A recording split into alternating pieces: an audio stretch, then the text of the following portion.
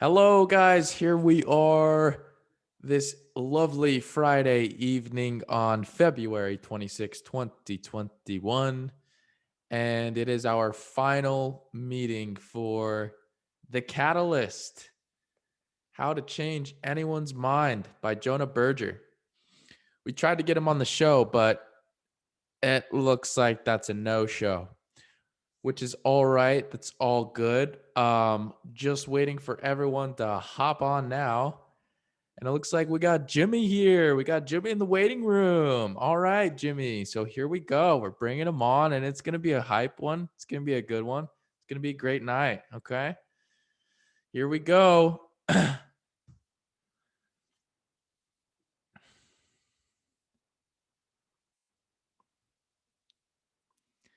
Hey, Jimmy.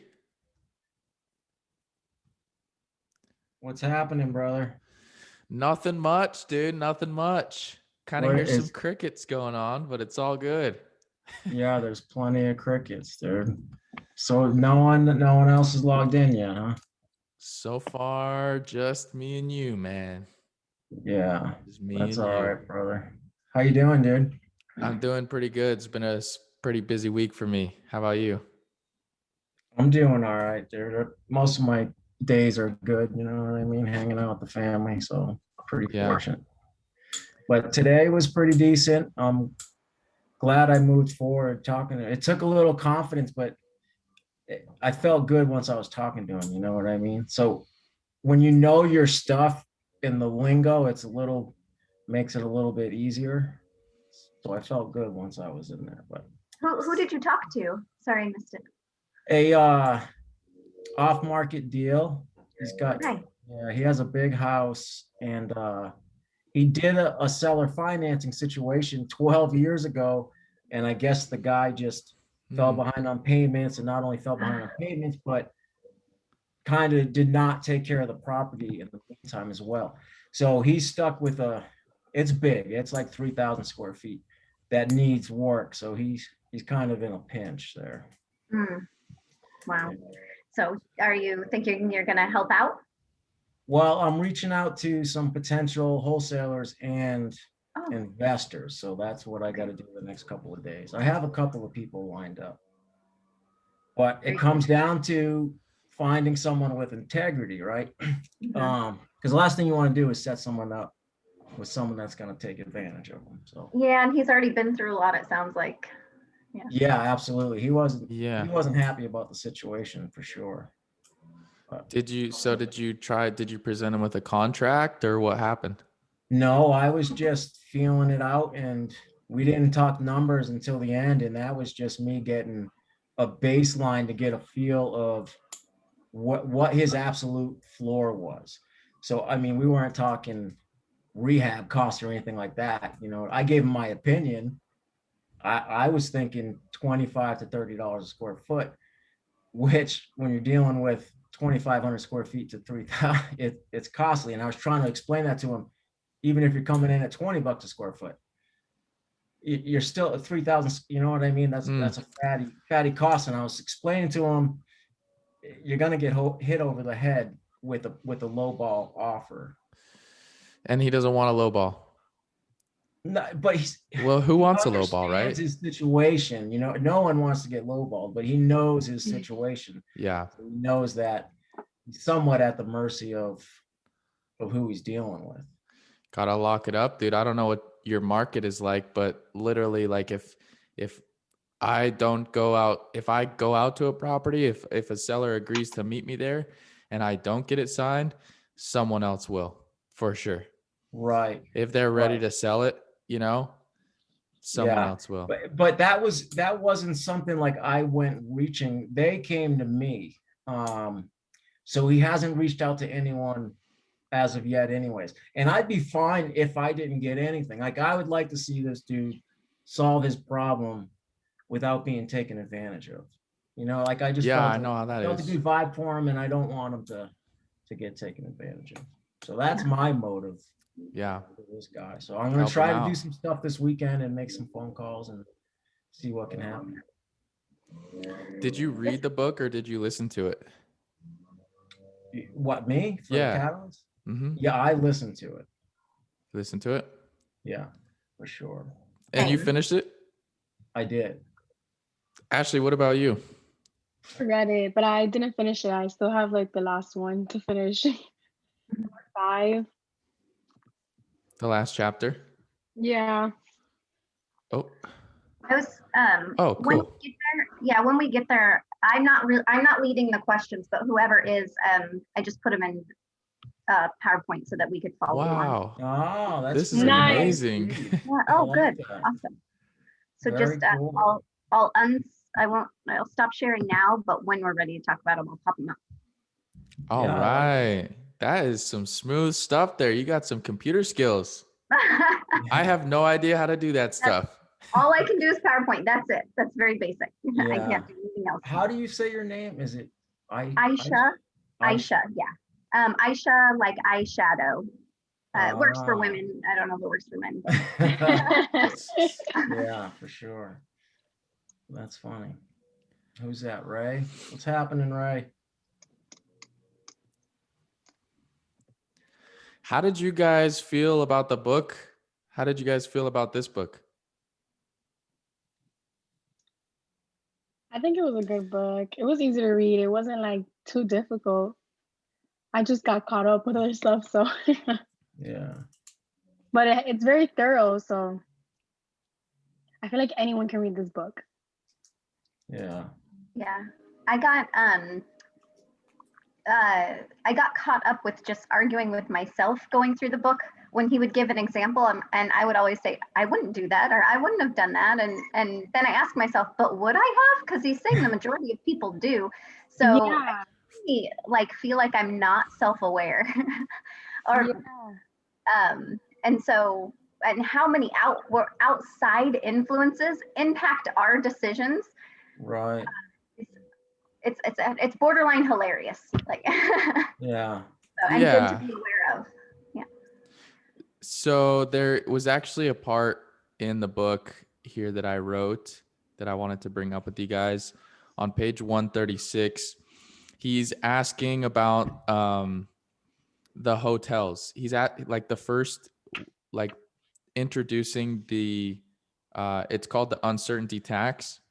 And to introduce it, he asks about the 2 different hotels. Would you get a for sure hotel that's not that good, or would you take the risk of you could either get a really good hotel or a really bad hotel? And which one would you take? He asks you that. And I actually stopped and asked, which one would I take? Which one would I do? Right. And I went with the for sure one. I was like, well, it's just going to be smarter to just get the for sure one. And he said, that's what most people do. And I was like, dang, like, why didn't I take the risky one? So did you guys get the same? I literally wrote in here, did anyone really do this? I was with you, Hunter. I felt similar. I tend to do that as well, is go with the more certain thing, status quo. Like he brought up several examples that a lot of us do, right? Like that's what the book was enjoyable for, because it's very relatable. Yeah, so Status quo. I went with certainty. You went with certainty too. So I'm wondering, like, what did you have an example off the top of your head that you were like, no, I wouldn't do that? I'm curious, which one would it be? Because I felt that I was pretty on point with it. I don't know. That's a good question. Yeah, I think that was kind of the point, though. I think he was, when he was in that book, he was highlighting the way that human psychology works, and that a rational, normal human being would make those choices. And he was posing it in a sense of like, knowing how a human's going to make a decision, you need to be aware of this. So if you're going to approach someone to change their mind, then you need to make sure that there is no uncertainty in that type of decision. Yeah. I don't know. I had a weird thought about it, because my first thought was, well, am I going to stay in the hotel? Because if I'm going on vacation, I'm not going to be here. So what does that matter? That was my first thought. I'm like, I'm not going to be here, so I don't care. Just pick whichever one. Right. I think I would have gone that way, but I have stayed in one particular horrible hotel, and it was sketchy and dirty and haunted, I swear. So like, and I was like, I can't always go back there. When somebody says, "Oh, we'll go budget," I'm like, you don't know what that means. So I think because I'd rather have a certainty of it'll at least be clean and safe, you know. Yeah, read the reviews. That's a good point too. Well, cool, guys. I think it was just us that read the book so far. So, Jimmy, let's start with the questions, man. Let's hear it. Yeah, it seems that we had a little bit of momentum going there a couple weeks ago, right? I mean, we had 10 people at some of those meetings, if not more. Starting to lose a little momentum here. All right, that was you, agree. Aisha.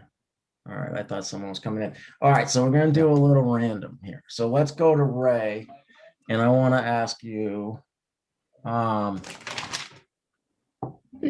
if you were to interview Ray, what would you say to him, to the author?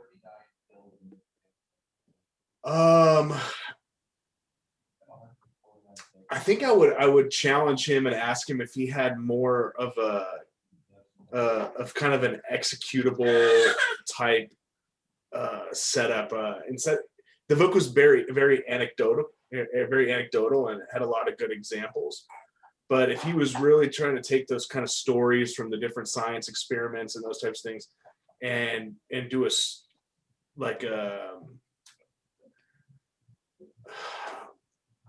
like something like a workbook or an example you apply like how do you take these 5 principles and how do you extract them from the anecdotal and apply them in a business situation? That would be my one question to him, is if he's thought about that, if he has something like that, and how he would approach something like that. As I did like the book overall. I thought he made some good points and used good stories and examples, but I think some of them were a little bit harder to bridge over to the business world than others were. Yeah, I agree with that, as far as some of it being more relatable to business, and yeah, I see that for sure. That was a good answer, right? Let's go to Ashley. Let's Oh, say, I have a follow-up question to that, Ray, Go ahead. if that's okay, Jimmy. No, go ahead.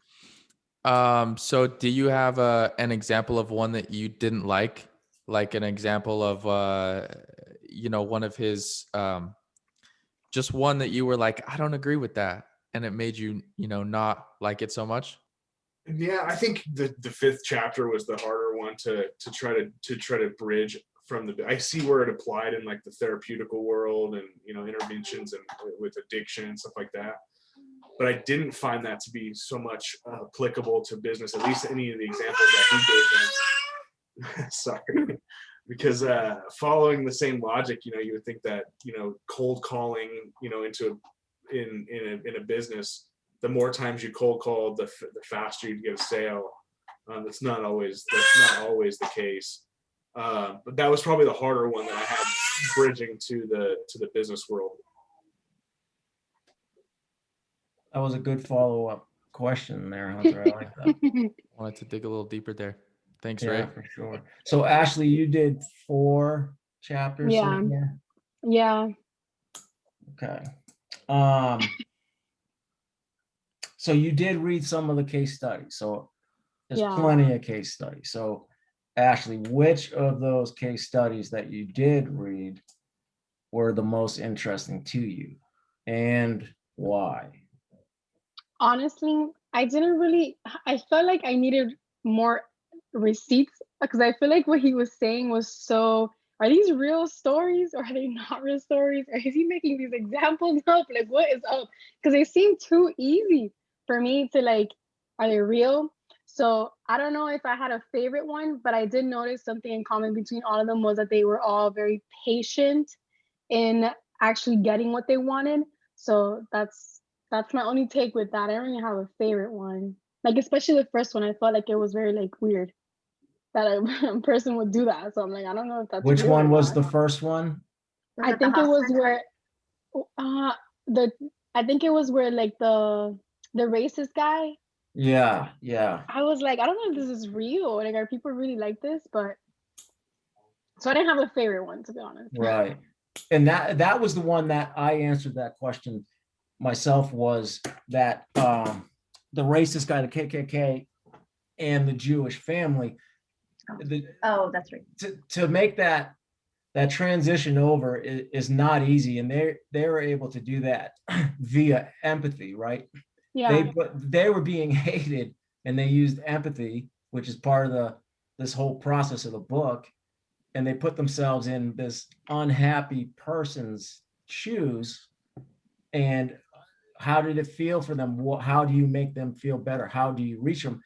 And Yeah. that goes to the movable middle as well. Oh And yeah, the distance one. yeah, so I thought that was profound and an excellent example of just this book in general. Like, if you can do that and I believe it's a true story, it sounds like a true story. But Yeah. I mean, if you can make that crossover, that's pretty powerful stuff for Mhm. sure. So I agree with you, Ashley, on that. That was a good one. Oh no, go ahead. No, go for it, Aisha. Toward the end, it might have been the last one, with uncertainty, when he was talking about laugh tracks. And the subject of the experiment was shown something that was supposed to be funny. And there was two scenarios. One was either there was no laugh track or there was a laugh track. And did that increase and which one increased the likelihood of the observer laughing? That one made sense to me because more people laughed when there was a laugh track. However, when they went a step further and they said that the audience that is laughing at it is either of a different political party than you are or very similar to you, there was significantly less laughter if they differed in political opinions. And I was just shocked by that, because comedy is comedy, and the comedy itself, he didn't allude to it being political. So I just thought, do we harbor I know that we do, but do we harbor ill feelings, or do we try so hard not to identify as a certain group that we will even limit the joy that we experience in life if it means we will appear to be like other people? Probably people who are Do not we? aware of that, but yeah, we probably innately just like subconsciously do, yeah. But like if you're aware of it, that's crazy. That's a nice thought. I thought it was very sad. I would hope that I would laugh regardless, but Yeah.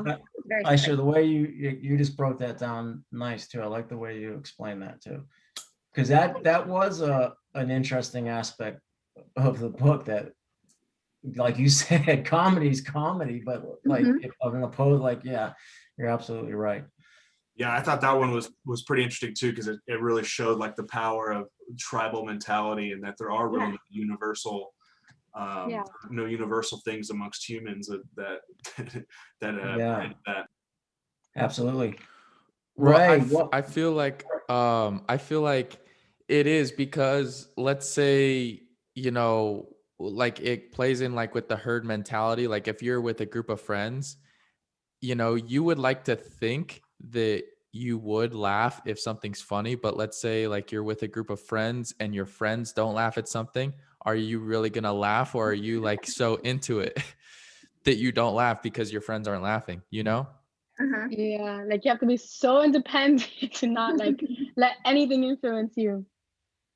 Yeah. And is that why then there's these tips and tricks? We've all heard this, that you want to be likable when you're meeting someone and you're trying to start a negotiation. So for an example, if I say Hunter and I find out that I don't know what you do, you skateboard.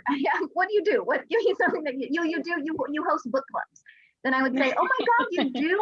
I'm an avid reader. And then I immediately try to find something to click so that you like me and I like you. And then we can get further together on whatever we're working on. Sure.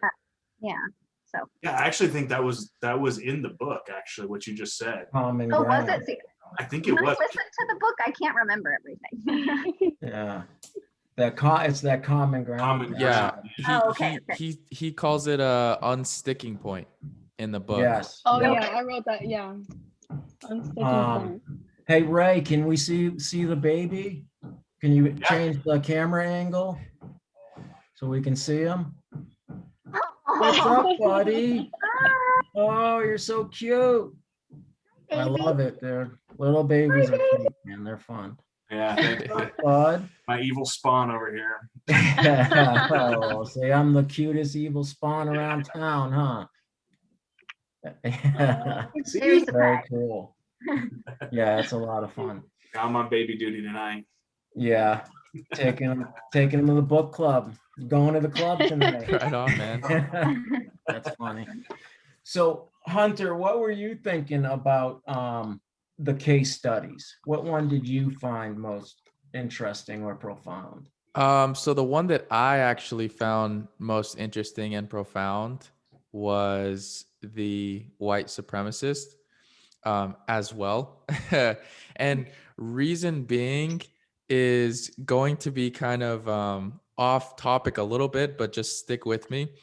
The reason that I found that one so interesting was because even though the guy didn't pick up the phone, he kept leaving voicemails, assuming that he's going to listen to the voicemails. Yeah. And I was like, dang, like that's I'm going to start leaving voicemails now, because I never left voicemails before. I was like, oh, it just takes too much time, nobody listens. But voicemails are actually super powerful way to get through to someone. Obviously, if you were calling like a massive list, you wouldn't want to leave voicemails on every single one, but to certain prospects that are, maybe on the edge about it, voicemails and hearing your voice is just a powerful way. So that's what I took home from that one. And that's the one that I liked the most out of all of them.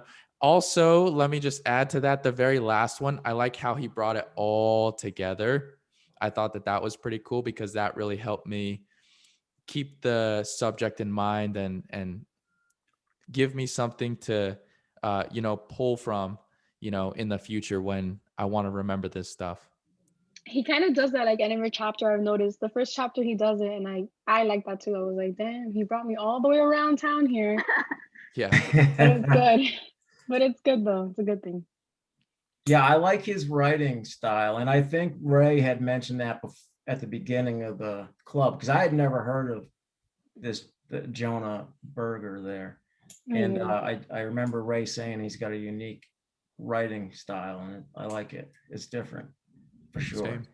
It kept me motivated. Like, and that first book we had, I mean, it was good. It was a good learning experience, but it just wasn't as motivating as this book, for example, or The Virgin Way. But I found this one even more fun than The Virgin Way. I did too. I don't know. Yeah. I just felt more relatable. Oh, yeah. Yeah.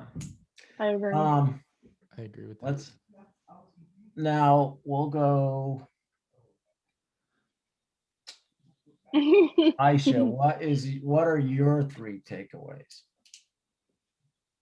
3 takeaways. I thought I saw 3 in here somewhere. 3. Well, one I touched on earlier was just being self-aware that our choices can come automatically, which is fine. That's how humans work. But I need to sometimes challenge those, especially when it comes to fear. And keep trying. Like Hunter's example a second ago was keep leaving that voicemail. There's a house up the street from me that I'm in a desirable neighborhood just because it's established and it's near 2 schools and a hospital. That's the reason. And there's a house up the street from me that is basically abandoned at this point, but they still come and mow the lawn and keep it clean and stuff. So I put a note in the mailbox, and then the note was gone. Nobody called me, and I went and checked the mailbox, and it was gone. So then I went back again and I talked to a neighbor, and the neighbor said, I'm the one who cares for the lawn for them. So I said, great, here's the note here's another note for them. Will you please pass it along to them? Never heard from them again. And then I started getting more and more nervous every time I walked past the house because I like so badly want to talk to the neighbors, but then I'm so annoying. And so, but that guy was annoying to keep leaving the messages and such. I know I'm going off on a tangent here, but I learned that I should stick with it. So then I talked to another neighbor, and got a bunch of information, but I was scared of her for some reason. So I will leave those conversations shaking, even though all I'm doing Yeah. is asking about the owners. Yeah. I feel you. Yes. Yeah. And so I just thought for that person to call and keep leaving the voice messages and finally get a call back and have it come full circle and everything, it couldn't have been comfortable for him. Not at all. So if he can do it, I can do it. Yeah, absolutely. Aisha, I've felt that nervousness before, and let me tell you a quick story. Okay. So the property that I'm living in now, I love this little neighborhood, and I'm totally open to buying some more properties in this area as well if I can. There's actually a duplex right behind me. So if you go in my backyard, you can see the duplex next door. And I'm like, wow, how cool would it be if I could buy that duplex and have this house and then 3 units all right next to each other? I thought it was, perfect. Mhm. So every single week when I first moved here, every single week I would see this older gentleman come by and mow the lawn. And I didn't know anyone in the area. So I asked him one day if he would come mow my lawn because my lawn was getting really tall. And he said, no, this is my property here. Actually, I'm the owner. I rent it out. Like, I'm not like a mowing guy. I just do it to my properties. And I was like, oh, okay, cool. I understand. And I didn't ask him if he would sell it. My mistake. Okay. So one day, a couple months later, I should have done that, but a couple months later, I saw the tenants there. They were like moving out. They had a moving truck, and I was like, oh, now's a perfect time. Like, I'll go put a sticky note on the door or something. I'll try and get in contact with them. Maybe he wants to sell it now that his tenants are moving out. So I was putting sticky notes there. And the tenants moved out. I never got a response. And every couple of days I would go put a sticky note on, and they just kept getting taken off. About a month later, I was checking on the public records, and the property had been purchased by another investor. I Oh, was too late. I was talking to the owner. I Oh. live next door to the guy. I know. So that hurt so bad. So just, it really like changed my whole game. I was like, you know what? Just to ask one more time, with a smile on your face, it's really not a big deal. And it's just in that moment of awkwardness or nervousness that it's gone in another second. But that ask I could have had that duplex. So Right. Thank you for telling me that. please I don't need to- stop. Okay, for I me. won't stop. I was actually walking by, almost 2 weeks ago, and there was a junk removal guy out there. And so I said, oh, did someone buy it? And I was ready to cry.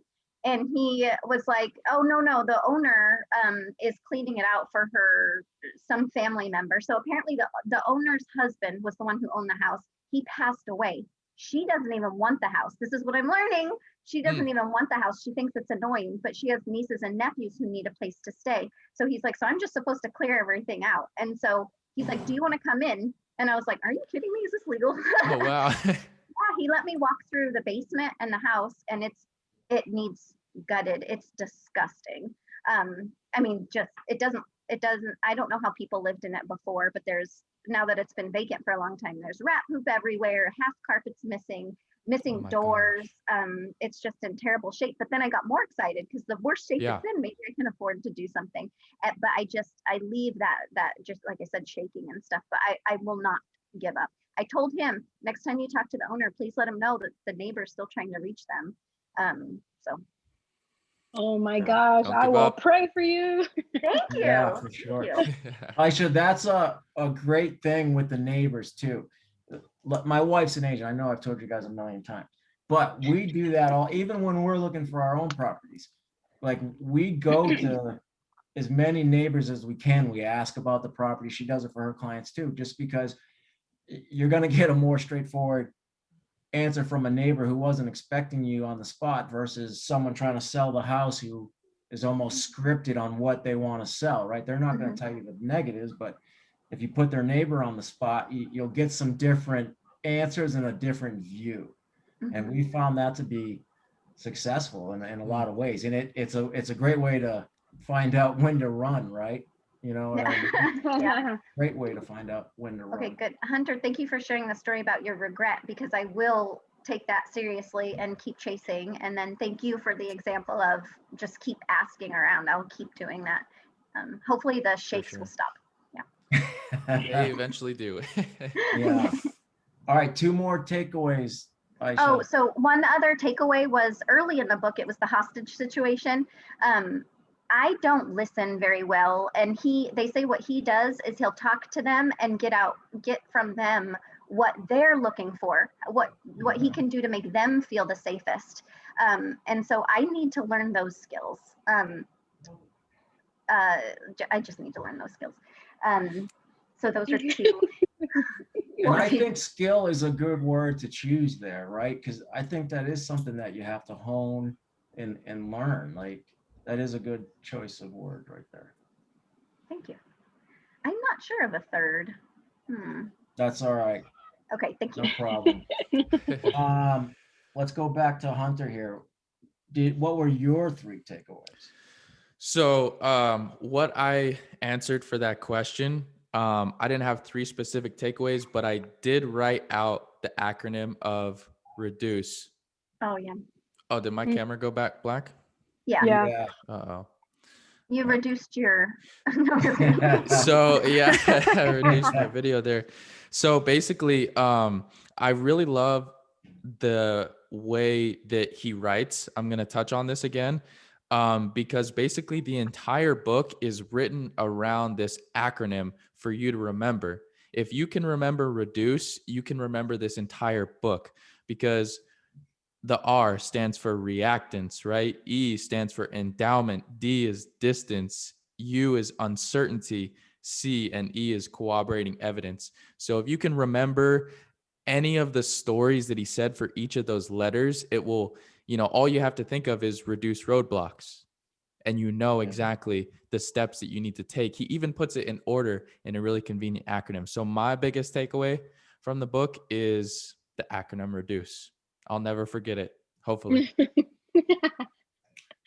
Oh God. Yeah, I agree. I do agree with that. And I like the way he structured the book around it too. Right? I mean, he did a good job with this book for sure. All right, so that was Hunter. Let's go to Ashley. Yay. If you were to interview Mr. Berger, what would you ask? What I wrote down was what got him into liking, or at least investigating, or even writing a book about behavioral science, because what caused him? Like, was there an event in his life or something? Why did he want to know so bad what caused people to do all these things? And how long did it take him also to do all this? Did he just read articles or to collect all this information? Yeah, I think, isn't he a professor or something? Yeah. Yeah. What got him into this field? It's a good question. Yeah, that's a good question to ask him. Yeah, I like it. What about you, Ray? What case study did you find the most interesting? I was actually just reminding myself of which ones are which. I actually really liked the one with the change the boss's mind. I thought that was a good example of that particular. Let me go back to it because I don't have it. Sorry, I have it on my iPad here. I'm trying to think of that one. I kind of remember it. It's like when he's trying to get from Santander Bank, he's trying to get his clients to remain in the bank instead of going to the competition. Yeah, so that's what it is. No, keep going. Yeah, it was it was under chapter 4. It was under the uncertainty one. Yeah. And so it's talking about how a lot of people, they don't want to change their mind away from doing things that they're familiar with. So they were all kind of deeply embedded in the status quo of how the bank operated and what traditional banking should be. And he met a lot of resistance when trying to propose these different ideas. So what he did is he removed the uncertainty by applying those principles internally within the teams and in the company. And then so when he circled back around, he was easily able to identify, like, look, this works. Like, you all felt this certain way. Now imagine how our customers are going to feel. And by going full circle with it, he was able to change everyone's mind and implement these new procedures. The company changed their entire dynamic. He took over this new department of customer engagement and experience, and totally changed the inner workings of this entire company just by applying that one principle. I think for me, at this whole book, I kind of try to look at the jumps from, from a business context. And I feel like this one, obviously, because it was directly around there, it kind of had a lot of value behind it. This one I thought was probably one of the most profound for me. Any other takeaways, or is that all you got? No, I mean, I think, so originally when I first started we started reading this book, I really wanted to kind of dilute it out and find it, because these kinds of books are really cool, because they're thought provoking. It makes you really question your own beliefs, the way that you operate and how you interact with other people. But I thought there would be a ton of value in having some type of a document that you could reference back to, that you could post on your office or on your computer. And I was going to kind of siphon down the book and kind of make one of those, but actually there's one in the back. So I'm going to just type up the one that's in the back of this book, and post that up in the office, because I think that's the biggest takeaway, is being able to translate these principles and these different things that he's talking about from the book and then put them into application. And by putting it up somewhere that's visible and can be referenced to constantly, I feel like that's how I'm personally going to be able to get the most takeaway out of this book. Yeah, Ray, I actually, I told you something wrong in the beginning, or maybe it was the second or third meeting. I told you that the last chapter was like what he can implement. And that was my bad, because I read the chapter title and I read corroborating evidence, and I thought that it was like everything that's going to apply to this book. I didn't know that it was like the C and E of Another reduce. rule. Yeah. Right. Oh man, I felt so lame.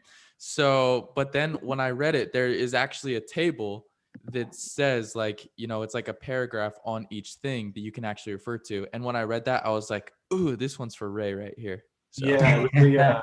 What was it? It was in the epilogue, I think is what it was. It is. It's Yeah. 225 through 227, 228.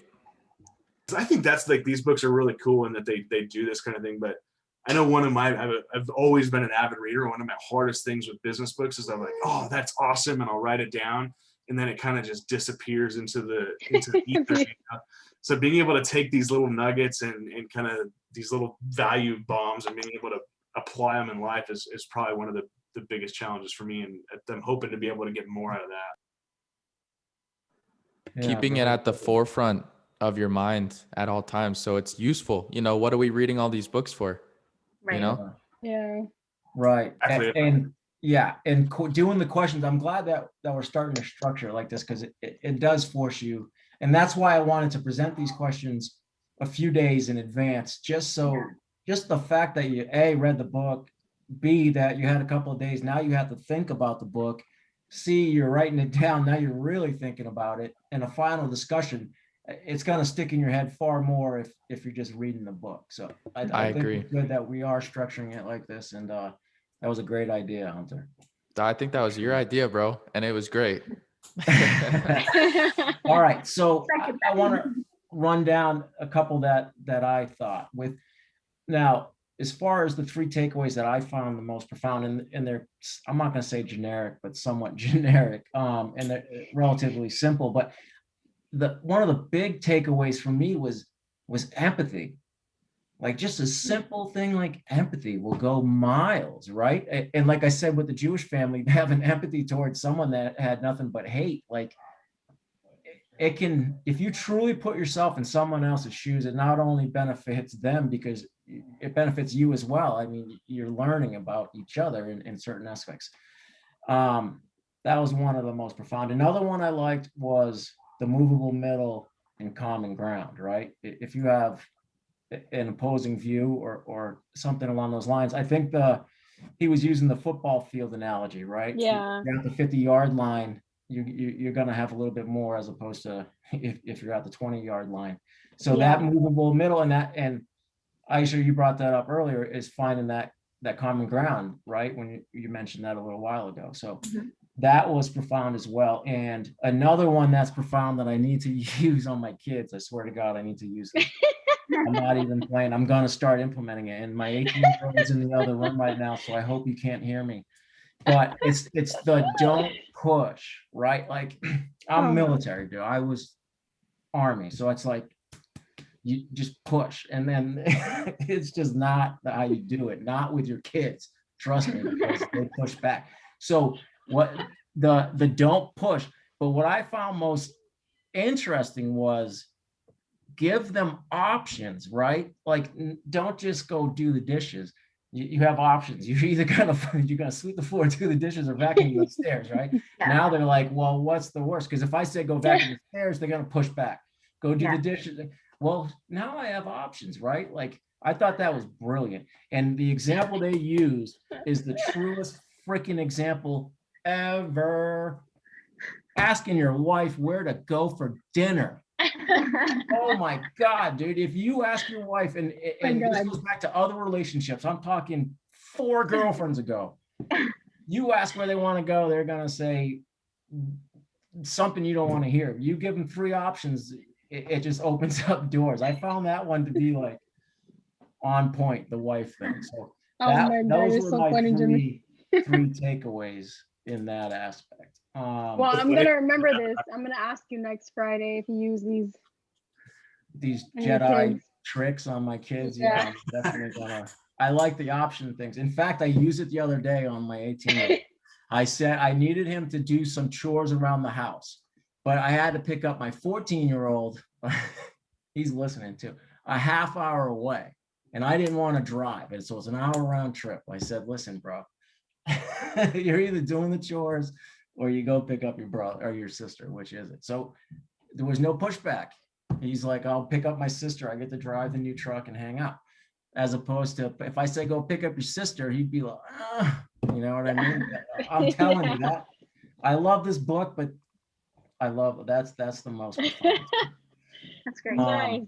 That's awesome. Yeah. And I mentioned the case study that I found profound was the Jewish family. And if I were to interview Jonah, I would ask him how he came up with the examples, because he came up with some really good ones, and why he came up with those, like how he chose those is, I guess, what I would ask him. And let's go to question 4. So we'll all finish up question 4. We'll start with Aisha.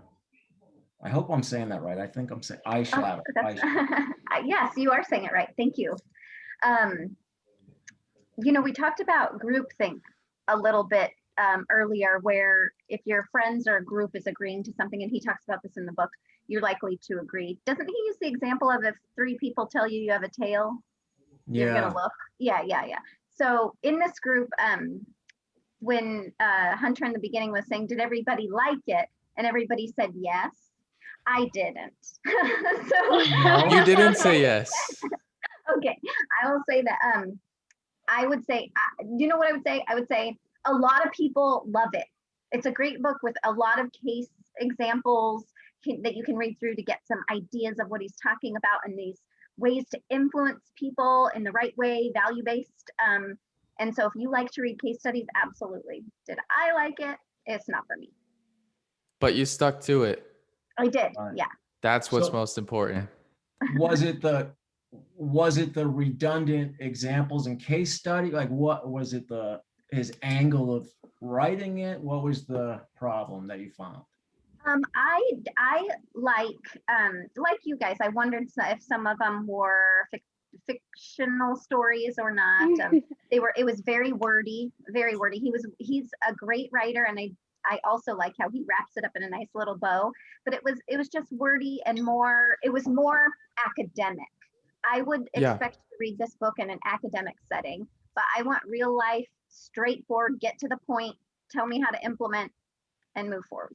So you sound militant. Like you'd be good in the Army, straightforward, get to the point. I do agree, with a lot of his examples, he did find examples that really supported his points. Yeah. So, it's like, True. I mean, there would be a huge book if he found, examples that didn't support his points, then it would be, it's kind of up to the reader to take it from there. But I appreciate you sticking through the book and having an opinion that you don't like it, because what most people do is read it. And then if everyone else likes it, they like it. And that's not, there's no value there. But if, you can support your point, that's a lot of value. So appreciate you bringing the value to the group. Yeah, for sure. Now, did you find value out of it, Aisha? There were some takeaways, yeah, like stick-to-itiveness, Yeah. common ground, and such. Yeah. How about you, Ashley? I would say I liked it just because it was easy to read. It wasn't like the first book we ever read, but I don't know if I would recommend it to someone just because it wasn't like, I love this book. Right. I've read books that I'm like, you need to read this book today, not this one. This one can wait. But like, Now, would you yeah. are there people in your life? So I understand that this isn't a book that is broad to everybody. Are there people in your life that you would think would benefit from this book? Good question. You know what I mean? Like, yeah, good That's question. a great question. Yeah, I think the people that probably don't read at all, like this is maybe a good starter book to just get all the information in, because it's Yeah. really like starter book.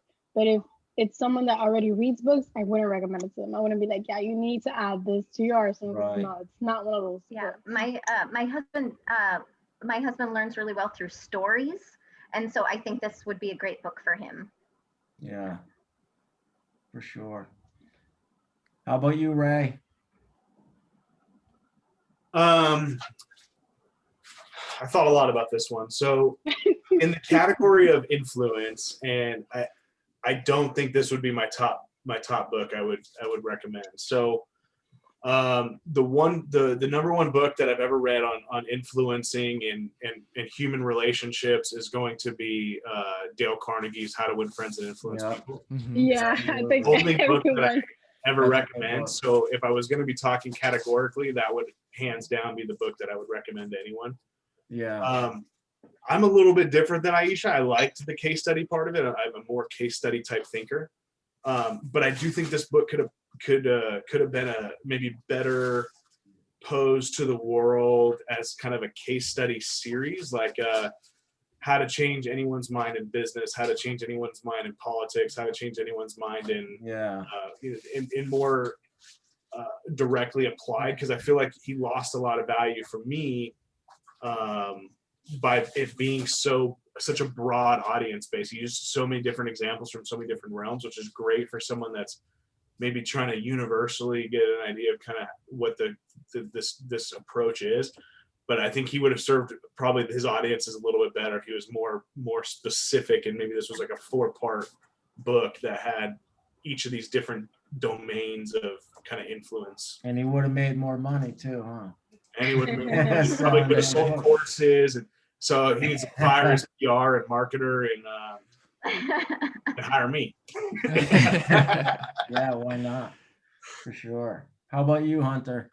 Cool. I really like the book. I do agree that there was, it's pretty broad, but in doing so, I feel like he reached that audience. Like maybe this case study didn't reach you, but it reached me.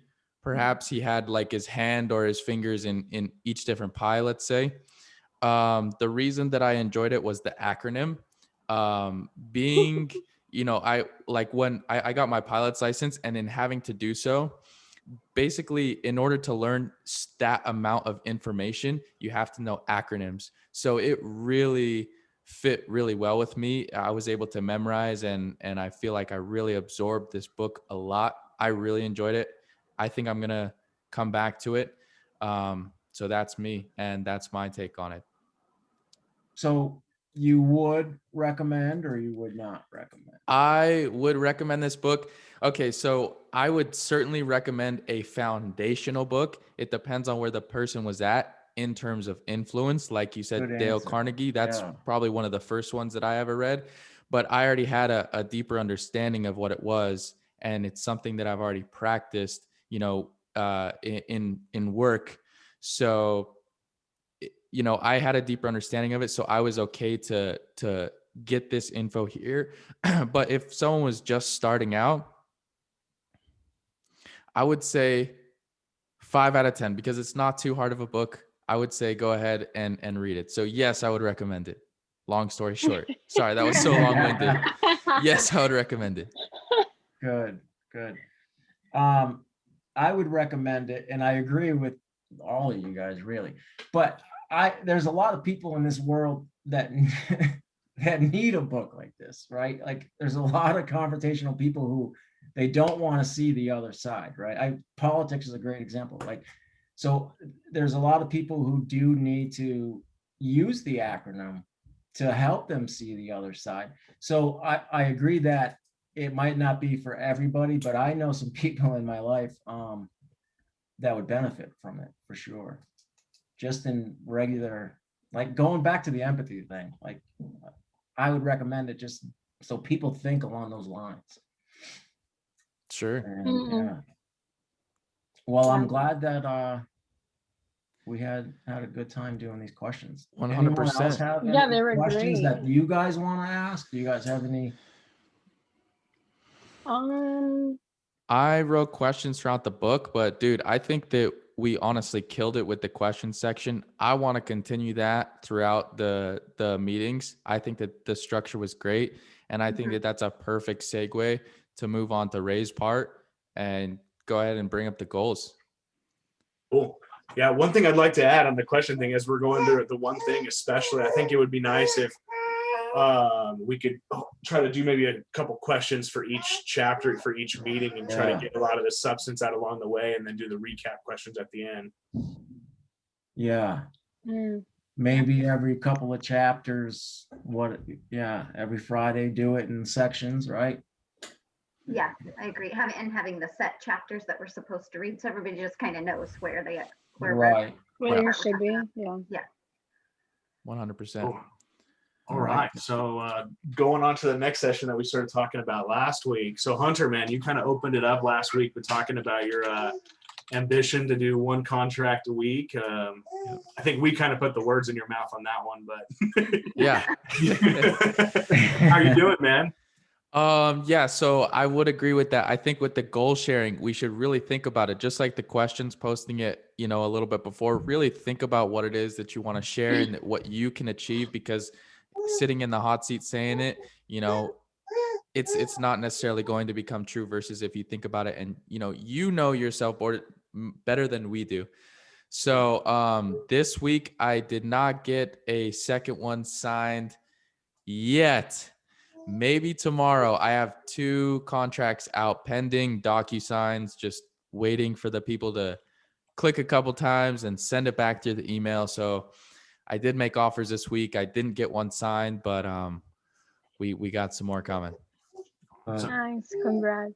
So what metrics are you using to try to say, like, I gotta hit these numbers in order for me to kind of hit these goals that I want to hit, whether it's 1 contract a week or 2 contracts a month? Is it the number of cold calls that you're trying to accomplish? Yep. So my KPIs, this is what I wrote out, actually, honestly, thinking about our meeting last. And I was like, how am I going to achieve this? What are my KPIs? What are my numbers?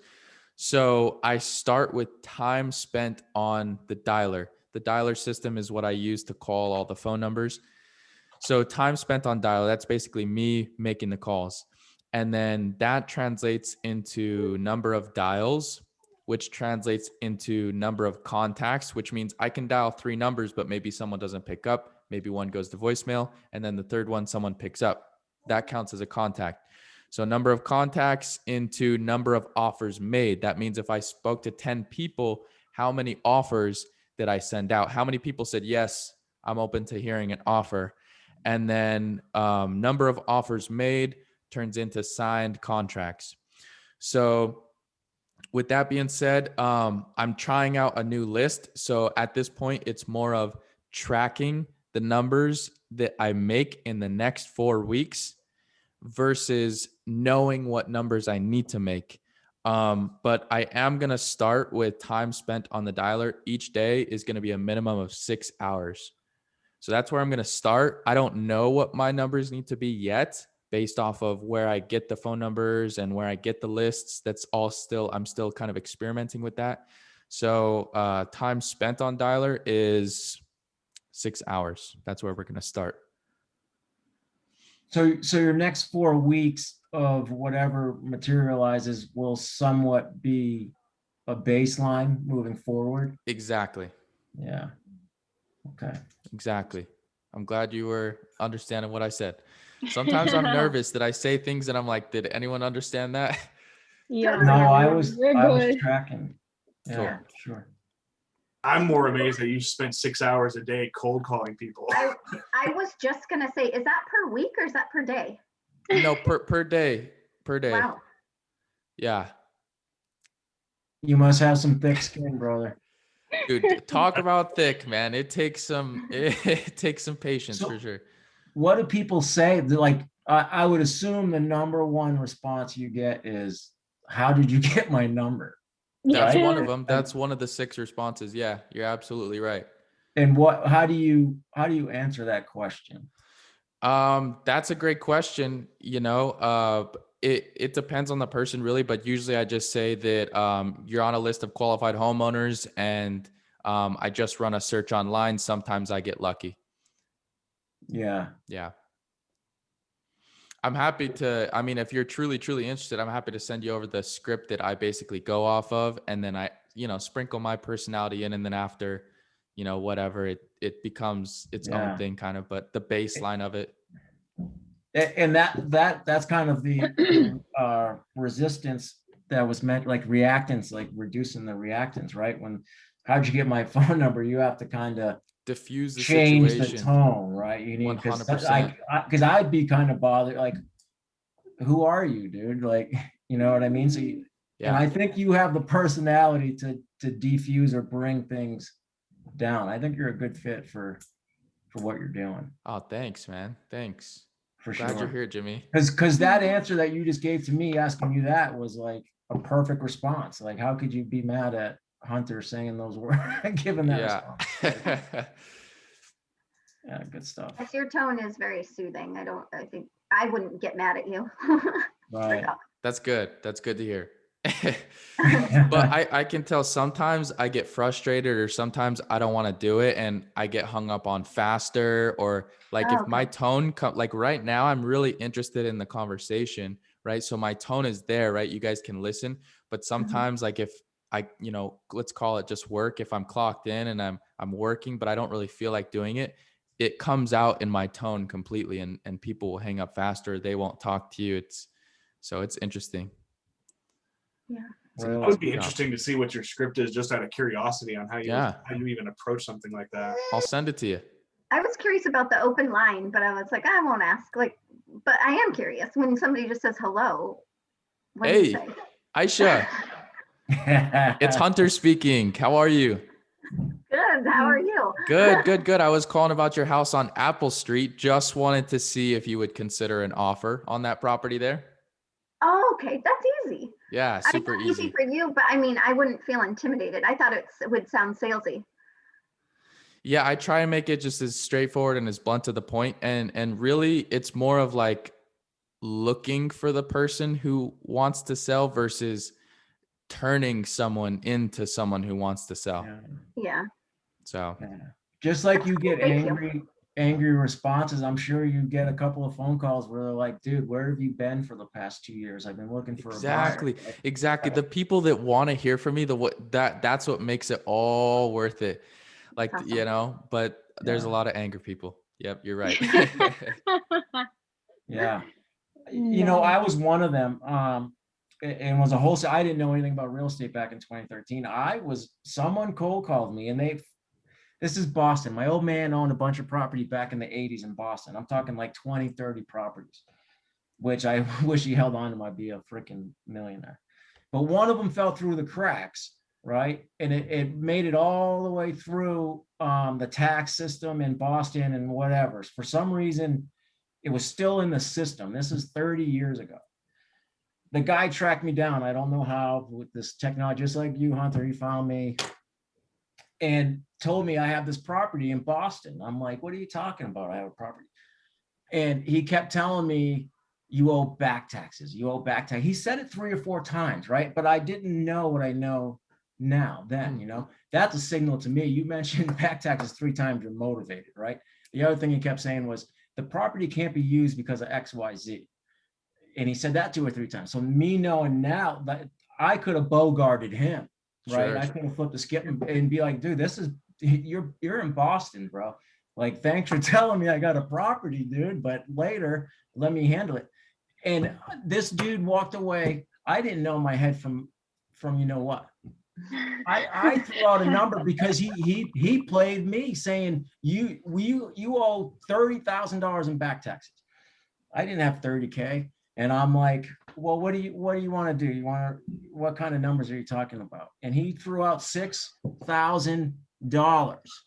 And I said, screw it. Like, cause think about it. I didn't know shit about a property. I can make $6,000 tomorrow. I didn't know I had 2 minutes ago. Yeah, I'll take it. That's a $100,000 piece of property. Like, at a minimum, it doesn't matter if you can build on it or not. If you're in Seattle, Washington, D.C., Boston, one of those major cities, it's big bucks. So in hindsight, I'm like, that fucking dickhead, man. He got me, dude. And I wish I knew what that old saying, right? But yeah, I was one of those people that got called. And I was somewhat happy, but now looking back, I'm a little mad. But yeah, I That's a great understand. story. I mean, main thing is, just trying to solve people's problems. But Ray, let's hear it, man. Those are my goals. Those are my KPIs. Cool. So Aisha, you had mentioned that last week you've been looking for trying to find a compound or a multi-house property. Mm-hmm. Have you been able to make any kind of steps this week in kind of pursuing that? No, we're actually, my sister and I, who would be purchasing it together, are backtracking on that because we got to the point of making, I don't know if you recall, but we made an offer on the property that had 3 houses on it in a town called Rio Linda. And we were so exhausted because that was the 3rd property we'd almost given an offer on 2, and then that was the 3rd.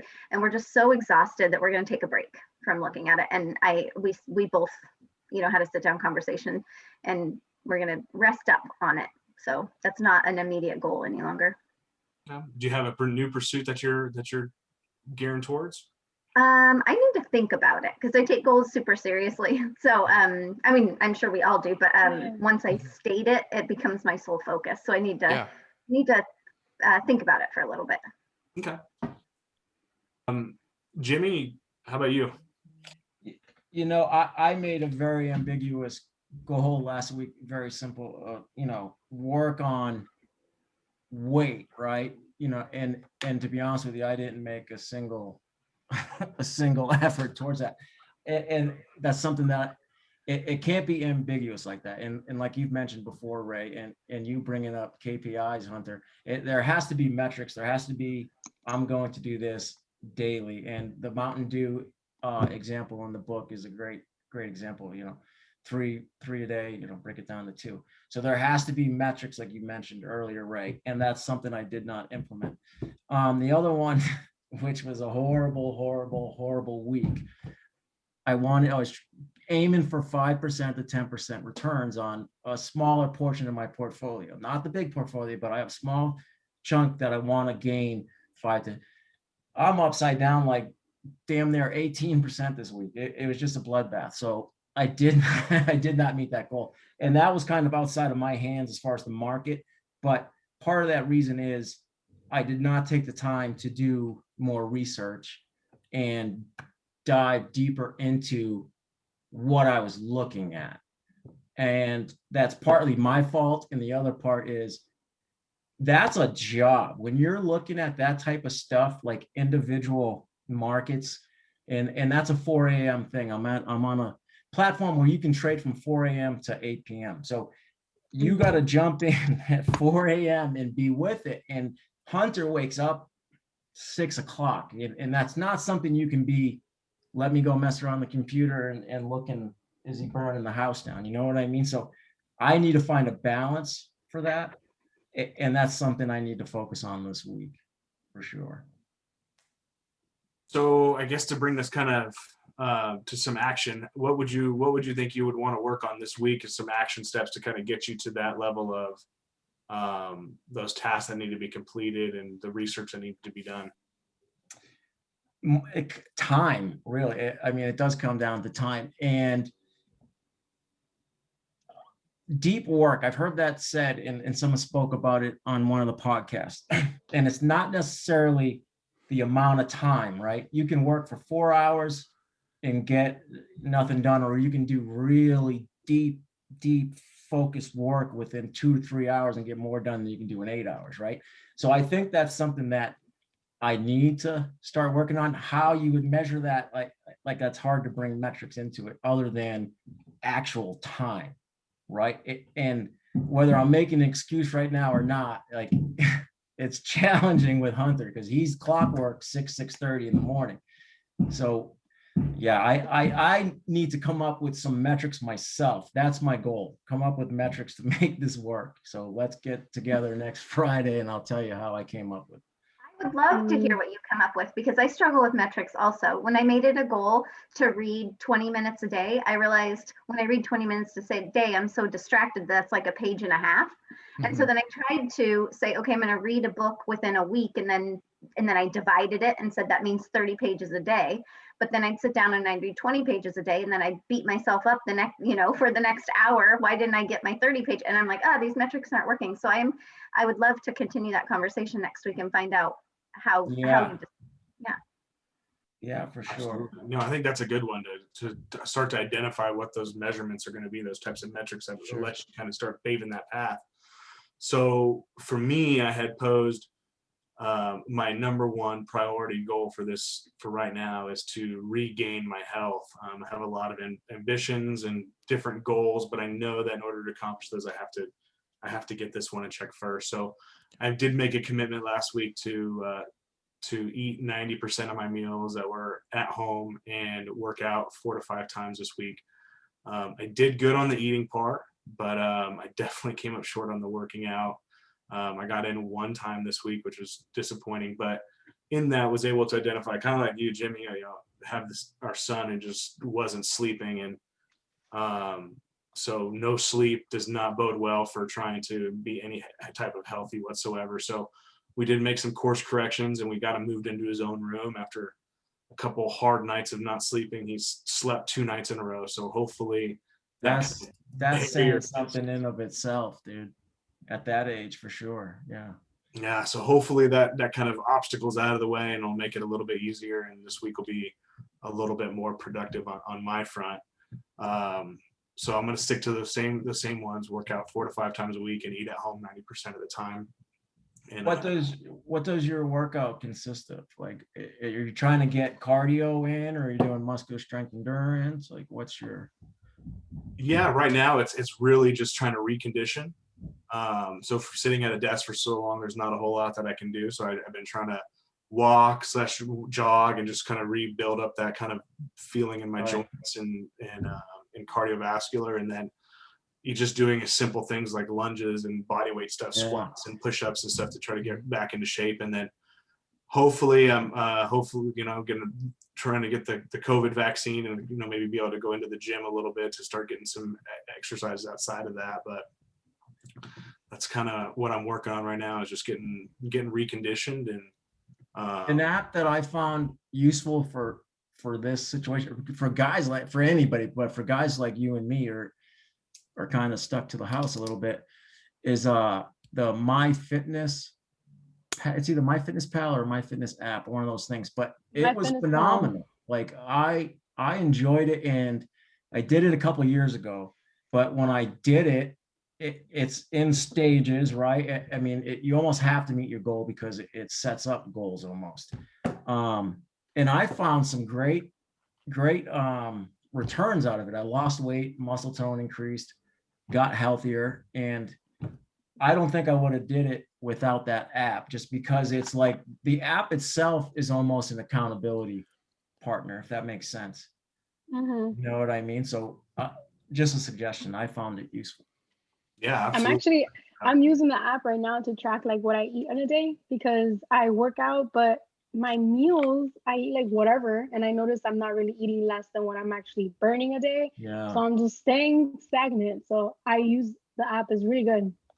That It's been app's helping awesome me. because you can type in name brands, say it's Philadelphia cream cheese, right? Everything you can And it'll scan break it, like down it's so the good. calories of it, the fat, and all that. And it's a phenomenal app when it comes to Yeah. that. In fact, that's one of my goals this There you week go. is to get back on my fitness. I'm serious. It's so beneficial. It is. It's really good. It's helped me. So I Cool. think you should definitely get it. Awesome. Well, Ashley, you weren't here with us last week, so we were talking about it. Kind of started with Hunter talking about his goal he had kind of thrown out for everyone, and that's how the conversation kind of evolved. So what's one goal that you're trying to work towards in business and health and life, whatever that may be, that it could be 3 months away, but there's certain steps that you could take on a week by week and leverage this group as an accountability to help you kind of get down that path. So the only thing I'm focusing on right now is my business. I'm basically trying to work up my loan. I'm a loan signing agent. So my goal is to make 6 figures at least by the end of the year. And just the same way, doing numbers and working it out, I came up with how I need to make a certain amount of closings a day, a week, in order for me to make the monthly goal and then the yearly goal that I want to get to. And I actually started this goal. I was looking into it in January, and I started implementing it in February. And I have a calendar. Like, I'm just gonna move the camera. I have a calendar over there. If you see it, it's like the middle one. This week was the first week I actually made 3 days where I have to make at least 3 to 4 closings that day, each day. Each week has always been like 1 or 2 days that I get 3, 4, but this week was like 3 days the whole week, which is good because there's only like 5 work days in the week. And so that's my goal. I have to make 3 to 4 closings every single day for Monday through Friday in order for me to make the monthly goal and then to hit like the yearly goal. Okay. That's what I'm working on right now. Okay. So what do you have to do in order to ensure that you get those number of closings every day? So I started marketing myself, which is basically cold calling title companies, escrow officers, like anybody, banks, everyone who has to do with the loan of a house, realtors, all that stuff, and build connections with them. Basically, I actually this time built a great connection with a new person, which has been sending me closings to do, and I think that's why I was able to hit that goal one day more this week. So it's just literally connecting myself with everyone at this point. So, and I also this week I also went ahead and to get myself in the door to do other types of closings online as well. So I register myself online and certify myself so I can get more opportunities and not just have to go in person, but like also online and do the closings online with people. I just want to hit that goal. So whatever it takes to hit it. So similar to Hunter, do you have a certain number of cold calls that you need to make every single day in order to help keep you on that path? I actually haven't determined that because all I did was print out lists of title companies within the, like, I think maybe 30-mile radius of where I live. And I called them twice, maybe. I don't want to say 3 times because it was a long list of people. And it's just, I need to commit myself to make cold calls, period. But yeah, I don't know the numbers. I don't. I know that at least if supposedly I was doing research and there's like this specific system that a guy came up with, and he said that all I needed was at least 3 to 4 companies to send me business consistently. But I don't know if that is reasonable, to be honest. Like, there's so many other agents also doing the same thing I'm doing that I don't feel like that's just 3 people. I think it needs more. Like, I need more than just 3 companies sending me business. Okay. So what would you say would be your goal for this week then? So for this week, I would say now market myself as an online notary as well. So I can get maybe some business coming in online to make that income come in as well. And call more people, like call more companies. I haven't called anyone since the beginning of January, middle of January. So maybe call those lists again. Okay. It is notary. That's what you Yeah. are. Okay. Mhm. The only reason I was gonna say that is because my last, I don't know if you've tried just calling organizations and saying, do you need someone on retainer, a notary on retainer? My last organization did that. They had a legal department, and so they kept 2 notaries on retainer, and so they got a monthly fee, and they'd come out to us a couple times a week and sign, do what you do. And so I we had, wonder. yeah. I sorry. wonder how that works. I did have I learned recently also I started calling massive productive companies that do these massive commercial um houses like townhouses Oh yeah. because they consistently close so many deals a day that they need more than one notary a day. And so I've been calling them. Some of them have been telling me no, contact this person, or they just send me to another like door, and I'm like, oh my God, and it's just exhausting to get to like the point. But I do think that's a great idea too. Call like massive companies as well, organizations that build every day Mm. to get like consistent business with them. I don't know why, but I really got excited over your story. Oh, nice. Fired up. That's I'm not gonna say awesome. anything. That's awesome. Cool. Well, it looks like that wraps us up for the goal part of this week. Right on. I do want to give credit to Andrea, who was actually the first one who mentioned the goal to the group, and she's the one who I think got us all started in it. So Yeah. the reason that I said that is because I'm recording this. I'm going to put it on YouTube for those who have missed it for the next meetings. And yeah, so thank you to Andrea for starting the goal section of the meeting. Thank you, Andrea. Yeah, thank you. So Hunter, how do we Yeah. find that on YouTube? Well, it's not there yet, but Well, no, I'm saying because haven't you done it in the past? Haven't you put meetings on in the past? No. So I recorded our Scott Trench meeting, but and then I edited. I just haven't posted it up on YouTube yet. So there's no channel yet. But as soon as there is, I mean, trust me, Jimmy, you're gonna be the Right. first one to know. But what I'm saying, like, are you gonna post a link in the chat room You probably could. You could share like any YouTube video. Like once you open it, just share the link with the video. Yeah, I'm just gonna share the link, and then the channel's gonna be there on YouTube. So I don't know, just subscribe to it or whatever, however it works. I'm not very good with computers and editing, so it's taken me a long time, but it's gonna be there for us all, so we can check it out. Cool. Yeah, Amanda was asking for this to be recorded as well. Nice. So we got this meeting done, but yeah, I mean, other than that, guys, I thought it was excellent. I love the structure. Did Yeah. anyone else have anything else to add to it before we finish it up? No, it's just a good meeting. I'm glad to see you guys. Yeah, thanks for your questions and facilitating the meeting, to especially to Jimmy, Ray, and Hunter, all of you guys, and all the energy and presence that people come just and they're present. So thank you for that. Yeah. Mhm. You guys are all motivating. Right on, guys. Right Yay. on. Can't wait to start the next book. Hope you all got The One Thing by Gary Keller. That's going to be the next book. We're starting that Monday, the 1st, and our first meeting for it, our introductory meeting, is going to be next week on Friday. So I hope to see you all there. Great meeting, guys. Have a great night. All right, Bye, bye guys. guys. Take care.